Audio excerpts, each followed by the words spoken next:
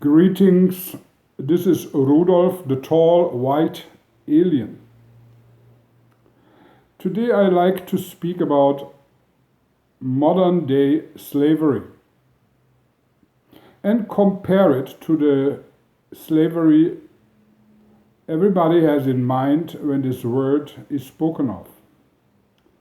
The kind of slavery which not too long ago, 150 years ago, for example, or 200 years ago, in the United States of America, was still being part of everyday life in the southern parts.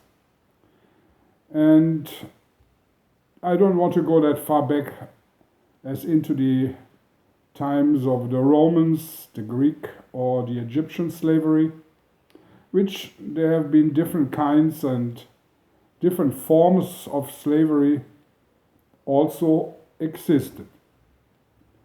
Just stay with the recent past and compare this recent past, let's say up to 1865 in the United States and the Caribbean, to today's modern times where most of you believe to live a free life of choice, a free life of choosing your profession, where to live, what to do with your life, how to educate your children, and all the modern conveniences which you are tapping into every single day. Why do I want to speak about modern slavery? Well, very simple. Because most of you who are listening now are not necessarily slaves.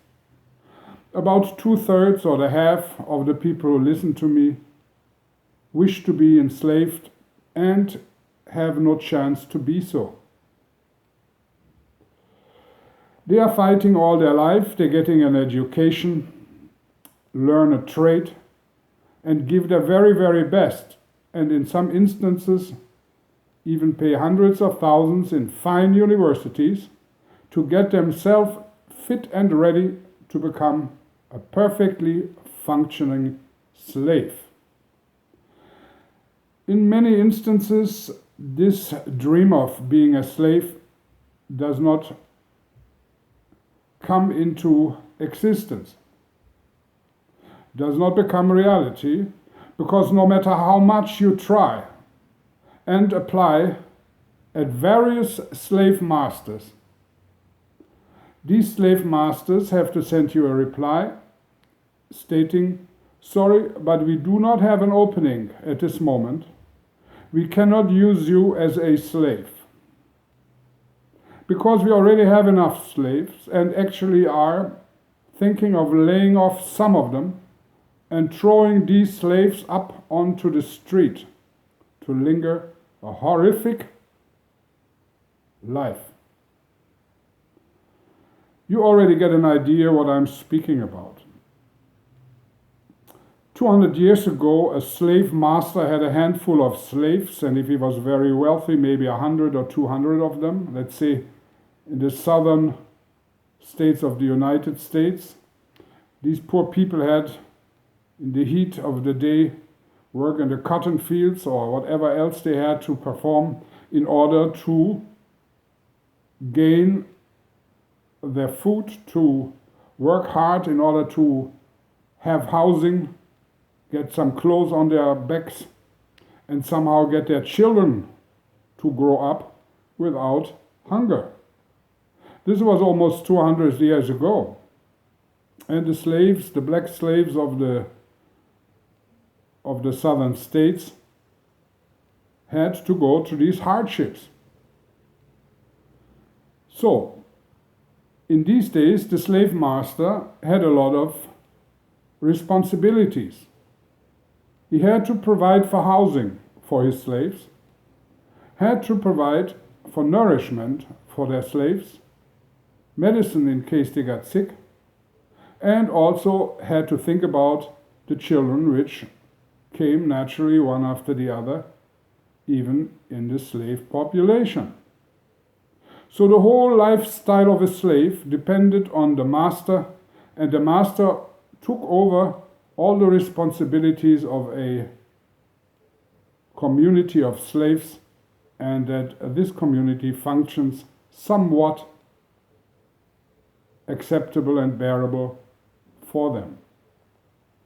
This system does not exist anymore.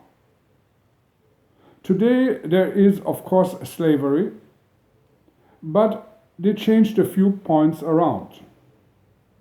What you call, after you got well trained to be a slave, today employment, to find a job, or a fine job even, or a career job, is nothing else but the same good old slavery, with the only difference that today the slave master does not worry about where you live, that your apartment is being paid for, that you're not ending up on the street and make sure every month you have enough food. No. Today's modern slave masters give you in your hand every end of the month a certain amount of almost worthless paper and say, look, this is for you. Now you see how you're going to survive on that. No matter how high the rents are going to increase, no matter how the food prices go up, you get this and that's it. I don't care where you live, how you live, and what you eat, what your children do. This is all your problem. All I have to give to you is a bit of paper, which of course over the years get less and less valuable. And this is the ingenious idea they had back then when they got rid of slavery and thought, somehow we have to fill the gap. We don't have legally any rights to slaves anymore, but certainly we want to keep up slavery, so we have to find another way. Of course, people still depended on their slave masters, so instead of worrying about how they live, they just give them some paper into their hand, which in the beginning had still some backing of gold and some value, but by now they bring it so far that you get almost worthless papers for a day's work. These are the facts on the ground.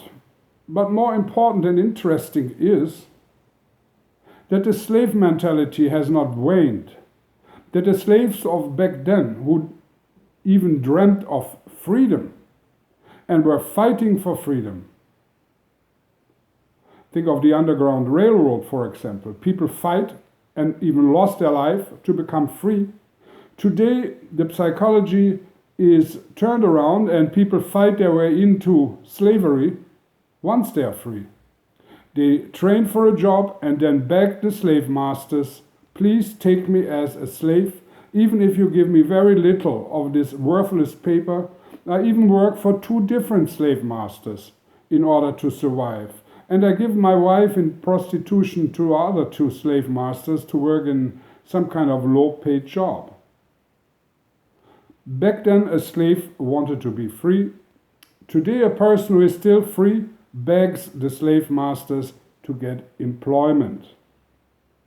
This is a very interesting psychological phenomena which people do not realize. Actually, there are people who go into work for 40 and 50 years, pulling down on a machine this way, and after that go 2 times like this, and do this 50 years in a row for 8 hours a day, and are very proud to have a job in a certain factory or plant, in order to move their right or left hand 1 time up and 2 times to the side. And this way they know they will be enslaved until they almost drop dead. And what they call this? I am employed. I have a job. I am proud to be working. I am not on the street. Not realizing that the only people who are really free are the very, very rich people and the ones who have nothing at all. It's the king or the beggar. There's nothing in between. Anybody else is a slave. And the ones who prefer to be a beggar step out of the system and sleep on the street and maybe beg a little bit or collect some cans. These people prefer to live a rough life on the streets or on the countryside, but know that day is theirs and they are free like a bird. These people are still free and have realized that anything else is selling their time, their complete life, to some slave masters and end up, in the end, having nothing. I would like to give you an example right now of some statistics which might be interesting to you when it comes, when you are young, to give yourself freely into slavery and what the results are and what you're getting out of it. 70% of all Americans have less than $1,000 of savings. 4% of all Americans having savings between $5,000 and $10,000. 29% with an income of over $150,000 a year have less than $1,000 in savings. And of the ones who make only up to $25,000 a year, 72% have less than $1,000 in savings. These are official statistics for the population of the United States of America. These are the fruits you are reaping for enslaving yourself a whole lifetime, begging for a job, being 40 or 50 years until you die, basically employed. These are the fruits you are earning. You end up with nothing. And if the stock market and if the monetary system, which I spoke of in the last video, is going to collapse, the people in between who still have some stocks for safety for their old days, or maybe some of these little thousands or $5,000 tacked away, will also lose this and be completely in despair. This, what I just said, this comparison between the old-fashioned slavery and the modern, even more vicious slavery, which you put yourself available to every day yourself, this has to be thought over and realized. I wish you a pleasant day, your Rudolf of Germany.